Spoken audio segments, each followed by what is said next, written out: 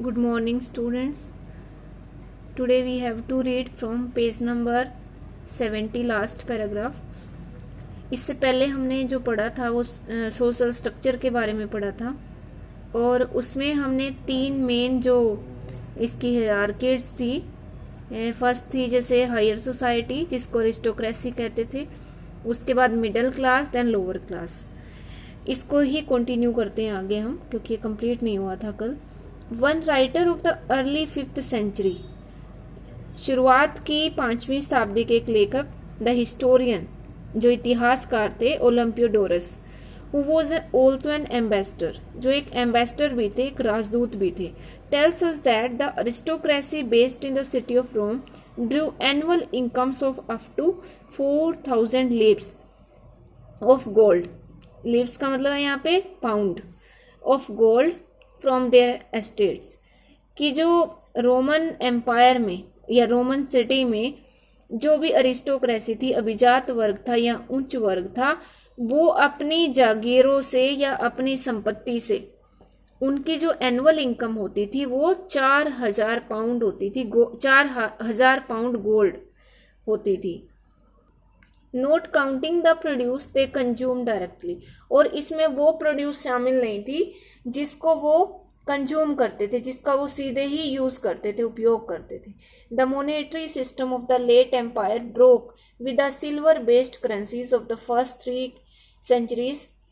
पहली 3 शताब्दी में जो चांदी की करेंसी यूज होती थी, तो वो इस लेट एम्पायर में ब्रोक हो गई थी, यानी कि वो मुद्रा सिस्टम जो था, मुद्रा प्रणाली, वो बंद हो गया था।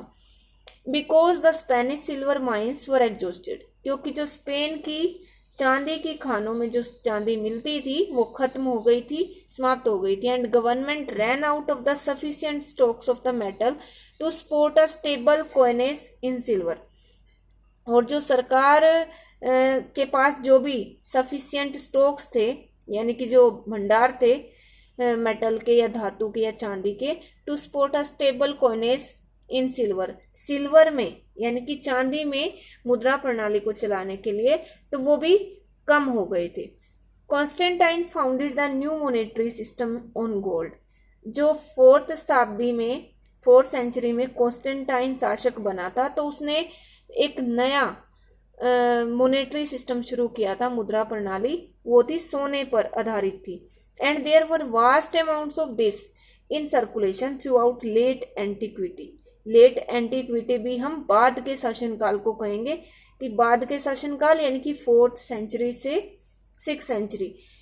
लेट एंटीक्विटी, पूरी लेट एंटीक्विटी में यानी कि पूरे बाद के शासनकाल में जो ये सोना था वो बहुत ज्यादा सर्कुलेशन में था, उसकी बहुत बड़ी मात्रा सर्कुलेशन में थी। सर्कुलेशन का मतलब चलन था, उसका प्रचलन था। The late Roman bureaucracy both the higher and middle echelons, की जो रोमन ब्यूरोक्रेसी थी, ब्यूरोक्रेसी होती है नौकरशाही लेट एम्पायर में, उसमें दोनों ही शामिल थे, हायर भी और मिडिल क्लास भी, यानी कि उच्च वर्ग भी और मध्यम वर्ग भी। एक्लांस होता है मध्यम वर्ग, मतलब एक वर्ग को कहते हैं। वो अ कंपैरेटिवली एफ्लुएंट ग्रुप, पहले की तुलना में वो ज्यादा एफ्लुएंट का मतलब होता है समृद्ध होना, प्रोस्पर होना। वो एक रिच ग्रुप था। Because it due the bulk of its salary in gold, क्योंकि उसको सैलरी के रूप में, वेतन के रूप में सोना मिलता था, सोने में यानी कि अपना वेतन वो प्राप्त करते थे। And invested much of this in buying up assets like land, और इस सोने को वो इन्वेस्ट करते थे, यानी कि सोने का निवेश करते थे लैंड जैसी, भूमि जैसी संपत्ति खरीदने में। There was of course also a great deal of corruption, और वहां करप्शन, भ्रष्टाचार भी बहुत ज्यादा था, especially in the judicial system and in the administration of military supplies. और ये जो भ्रष्टाचार था मुख्य रूप से एक तो न्याय प्रणाली में था, और दूसरा जो भी मिलिट्री के लिए सप्लाईज होती थी, सेना के लिए जो भी किसी सामान की आपूर्ति होती थी, तो उसके प्रशासन में भी भ्रष्टाचार होता था। The extortion of the higher bureaucracy and the greed of the provincial governors were proverbial. एक्जॉर्शन होता है रिश्वत, तो जो उच्च अधिकारी होते थे उनके द्वारा रिश्वत लेना या फिर प्रांतीय गवर्नरों का लालच, ये उस टाइम बहुत प्रोवर्बियल थे, फेमस थे। But government invested repeatedly to curb these intervene repeatedly to curb these forms of corruption. पर सरकार ने, इंटरवीन होता है दखल अंदाजी करना, सरकार ने बार बार हस्तक्षेप किया इस तरह की जो करप्शन की फॉर्म्स थी, इस तरह के रूप थे भ्रष्टाचार के, उनको कम करने में या उनको समाप्त करने के लिए। We only know about them in the first place because of the laws that try to put an end to them. सबसे पहले हमें इस बारे में कानूनों से पता चलता है जिन्होंने इसको खत्म करने की कोशिश की, यानी कि इस सेंचुरी में कानून बनाए गए, 4th सेंचुरी के शुरू में। And because historians and other members of the intelligentsia denounced such practices, और जो इतिहासकार थे और जो बुद्धिजीवी वर्ग के दूसरे मेंबर थे, उन्होंने इसको डिनाउंस किया, यानी कि इसकी निंदा की, ऐसी प्रैक्टिसेस की, या ऐसी जो भी मतलब वहां पे जो चीजें चलन में थी उनकी उन्होंने बुराई की। This element of criticism is a remarkable feature of the classical world. तो ये इस क्लासिकल वर्ल्ड की या इस अमीर दुनिया की एक महत्वपूर्ण विशेषता थी ये क्रिटिसिज्म का जो भी एलिमेंट। यानी कि उस टाइम ऐसा क्यों था?